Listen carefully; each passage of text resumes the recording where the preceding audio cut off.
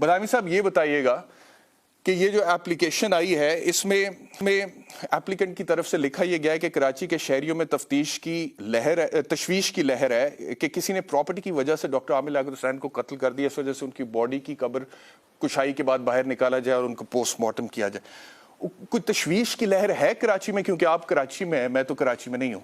کتنا بڑا ایشو ہے یہ جس کے اوپر آرڈر ہے؟ بسم اللہ الرحمن الرحیم۔ ظلم بچے جن رہا ہے کوچہ و بازار میں، تو عدل کو بھی صاحب اولاد ہونا چاہیے۔ میں کراچی کا شہر ہوں، میں نے یہاں پہ دیکھا ہے کہ کس طریقے سے ایتھنیسٹی کی بیسس پہ بندے مار دیے جاتے ہیں۔ میں کراچی کا شہری ہوں، میں نے یہاں پہ دیکھا ہے کس طریقے سے مساجد امام بارگاہوں میں گھس کے بندے مارے جاتے ہیں۔ میں کراچی کا شہری ہوں، میں نے دیکھا ہے کس طریقے سے اے ٹی ایم سے پیسے نکالتے ہوئے 4000 روپے کے لیے بندہ مار دیا جاتا ہے۔ میں کراچی کا شہری ہوں، میں نے دیکھا ہے 4 مہینے پہلے کشمیر روڈ پہ ایک ماں کو ایک موبائل سنیچر چھین رہا تھا موبائل، اس ماں نے گھبراہٹ میں دروازہ کھٹکھٹایا، جوان بیٹے نے دروازہ کھول لیا، اسے اپنی ماں کو اور بہن کو لٹتے دیکھا، اس نے ہاتھ بڑھایا، سینے میں گولیاں اتار دی۔ I am sorry for my word, جانوروں کی طرح تڑپ کے اپنی ماں اور بہن کے سامنے جان دے دی اس بندے نے۔ کراچی کے شہریوں کو اس بات پہ تشویش ہے، کراچی کے شہریوں کو اس بات پہ تشویش ہے کہ یہ جو موبائل فون اس وقت میرے ہاتھ میں، کسی چوک پہ لے کے آپ آزادانہ طور پہ نہیں گھوم سکتے۔ کراچی میں 2 کروڑ سے زیادہ لوگ رہتے ہیں، پوچھے کسی سے کہ do you have enough confidence کہ آپ یہ فون لے کے کسی بھی چوک پہ 10 منٹ آرام سے بات کر سکیں۔ کراچی کے شہریوں کو اس بات پہ تشویش ہے کہ جب وہ گاڑی چلا رہے ہوتے ہیں اور ذرا سا کوئی پیچھے سے ایک نوک کر دے نا مانگنے والا، تو وہ ڈر جاتے ہیں موبائل نہ چھین لیں۔ کراچی کے شہریوں کو اس بات پہ تشویش ہے۔ کیا ایکشن ہوا ہے اس میں؟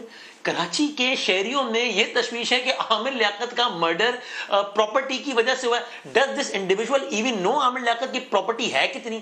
Does this individual even know کہ اس کے حصے دار ہیں کتنے؟ Does this individual even know کہ اس کے دعوے دار ہیں کتنے؟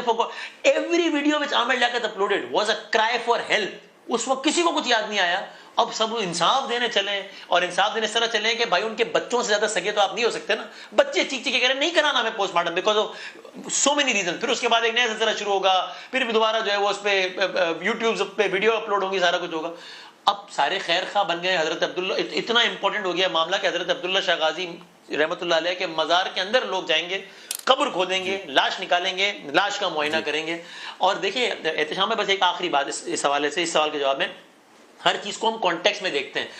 اگر ہم کسی ایسی سوسائٹی میں رہ رہے ہوتے ہیں نا جہاں پر ایک مرڈر ہو جائے اور اس کا قاتل نہ پکڑا جائے تو وہ بہت ہی اچھوتی بات ہو، تو میں کہتا کہ یار بالکل ٹھیک ہے یار، ایک بندہ مر گیا ہے اور اس کیا پتہ مرڈر ہوا ہو تو قاتل کا پتہ۔ ہم ایسی سوسائٹی میں رہتے ہیں جہاں جو مارنے والا ہے وہ عدالت میں کہتا ہے کہ جج صاحب 100 بندہ مارا ہے میں نے اور آپ رہا کریں گے تو پھر ماروں گا، اس بندے کی ضمانت ہوتی ہے یار۔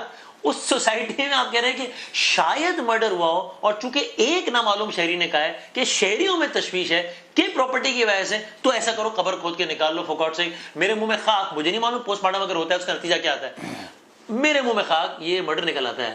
اس کا قاتل پکڑے، ان کے قاتل پکڑے جائیں گے، یہ کتنے پکڑے گئے قاتل، کتنے کیسز کے پکڑے گئے، ہائی پروفائل لو پروفائل، ہر چیز کا ایک کانٹیکسٹ ہوتا ہے۔ یہ فیصلہ بہت حیرت انگیز بھی ہے، اور میں تو اس پہ بڑی مجھے افسوس بھی ہے مجھے۔ اچھا مجھے یہ بتائیے گا کہ یہ جو اپلیکیشن کے حوالے سے یہ جو بھی اپلیکنٹ ہے، اور زیادہ تر اس طرح کے لوگ جو ہوتے ہیں نا وہ مشہوری کی خاطر اس طرح کی ایک آدھ درخواست عدالت میں ڈال دیتے ہیں کہ اخبار میں نام چھپ جائے گا، ٹی وی پہ بات ہو جائے گی، اس وجہ سے I don't even want to take his name. لیکن اس نے جو کچھ کہا، میں نے یہ آرڈر سارا پڑھا ہے، تقریباً کوئی 5 صفحات کا آرڈر ہے، اور میں نے ایک وکیل کی حیثیت سے پڑھا ہے، اور مجھے یہ بالکل بھی اسپیکنگ آرڈر نہیں لگتا، کیونکہ جج صاحب نے اس بات کو بائی کیا ہے، وہ مانا ہے، وہ کہتے ہیں جی کہ کیونکہ کہا گیا ہے اپلیکنٹ کی طرف سے کہ پراپرٹی کا ڈسپیوٹ ہے، اور اس ڈسپیوٹ کی وجہ سے ممکنہ طور پر ڈاکٹر عامر لیاقت حسین کا قتل ہوا ہے، تو کاز آف ڈیتھ کو جاننا بڑا ضروری ہے۔ میں نے جو اپنے طور پہ انٹیروگیٹ کیا، انویسٹیگیٹ کیا، تحقیق کیا، میرے سامنے کوئی ایسی بات نہیں آئی ہے کہ اس بندے کی طرف سے کوئی درخواست کے ساتھ ڈاکیومنٹ اٹیچ کیا گیا ہوں ٹو اسٹیبلش کہ پراپرٹی کا ڈسپیوٹ تھا۔ یعنی کہ اگر کوئی ڈسپیوٹ ہوگا تو اس کا کوئی ثبوت بھی تو ہوگا نا۔ ڈاکٹر عامر لیاقت حسین نے کسی کے خلاف ایف آئی آر کرائی ہوگی، یا ان کے خلاف کوئی ایف آئی آر ہوئی ہوگی، یا کوئی جھگڑا ہوا ہوگا، اس حوالے سے کوئی 15 پہ کال گئی ہوگی، یا پھر کوئی عدالت میں معاملہ پینڈنگ ہوگا، کچھ بھی نہیں ہے۔ آپ کے علم میں ایسی کوئی بات ہے کہ کچھ تھا؟